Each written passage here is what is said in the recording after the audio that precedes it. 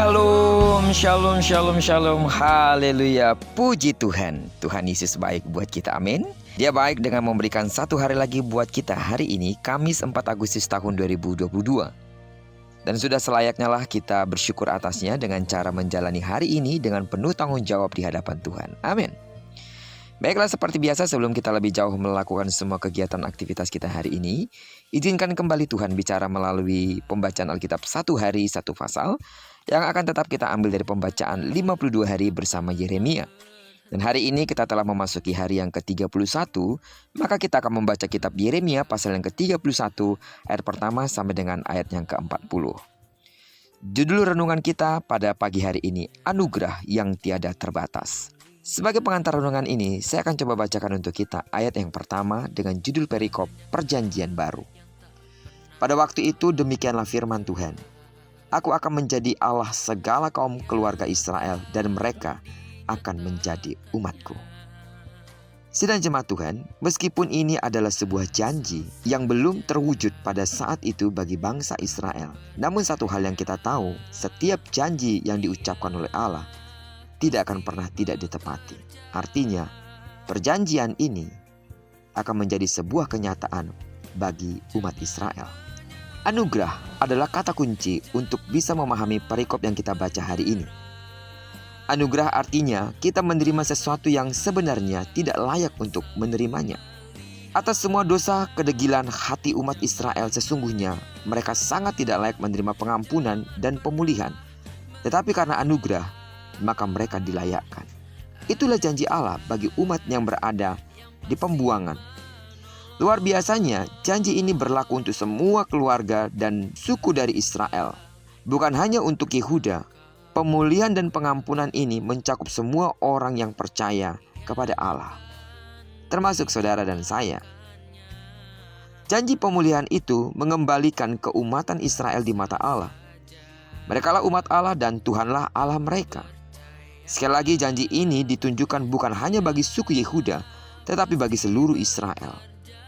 Tuhan sendiri yang menyatakan anugerah tersebut. Bahkan sesungguhnya kasih Allah tidak pernah benar-benar ditarik dari Israel karena kasihnya itu bersifat kekal.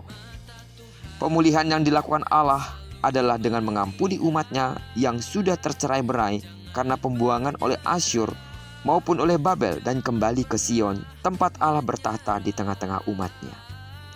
Oleh karena itu Tuhan menyerukan agar mereka bersorak-sorai dan memberitakan kabar baik itu kepada bangsa-bangsa. Hari pemulihan itu akan menjadi hari perayaan penuh dengan sukacita. Tangisan yang dahulu menjadi hiasan perkabungan suku-suku Israel tatkala harus tercerai-berai oleh kekejaman Asyur telah didengar oleh Tuhan yang senantiasa mengasihi mereka. Demikian juga hal yang sama akan berlaku di seluruh kota Yehuda. Sidang jemaat Tuhan yang saya kasih dalam nama Tuhan Yesus, kita pun sebenarnya tidak layak untuk menerima pengampunan dari Tuhan. Tetapi bersyukur kepada Tuhan di dalam Yesus, kita dilayakkan oleh darah Yesus yang tercurah di kayu salib. Firman Tuhan berkata bahwa dosa kita yang merah seperti kirmizi dihapuskan menjadi putih seperti salju. Karena itu, sidang jemaat Tuhan, lewat perenungan kita pada pagi hari ini, kita diingatkan kembali bahwa sudah sepantasnya lah kita sebagai umat tebusan merayakan pembebasan ini setiap waktu dengan bersukacita di dalam Tuhan serta berjalan di dalam kebenarannya. Memberitakannya kepada sesama kita dapat bersaksi melalui hidup dan perkataan kita, agar mereka juga dapat melihat karya Allah dalam hidup kita dan akhirnya mereka mau menerima Yesus sebagai Tuhan dan Juru Selamat hidup mereka. Hanya karena anugerahlah kita dapat berseru kepada Allah, Ya Aba, Ya Bapa. Dan karena hanya anugerahlah kita percaya kalau nama kita tercatat di dalam kehidupan. Karena kuasa darah Kristus yang telah menebus kita, menyucikan kita, melayakkan kita, serta mempersiapkan kita untuk berada di dalam kekekalannya.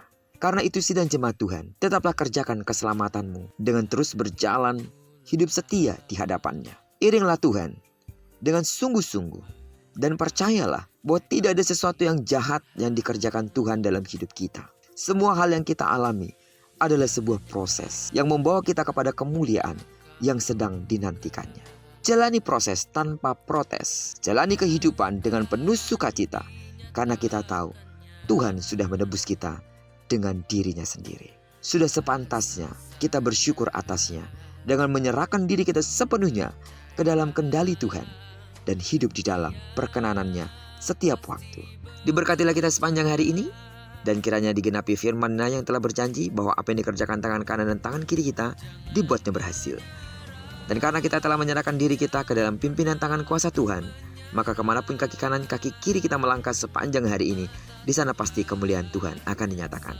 Doaku terus bagi sidang jemaat Tuhan, kiranya kasih kemurahan daripada Tuhan melimpahi dan melindungi hidupmu di sepanjang hari ini.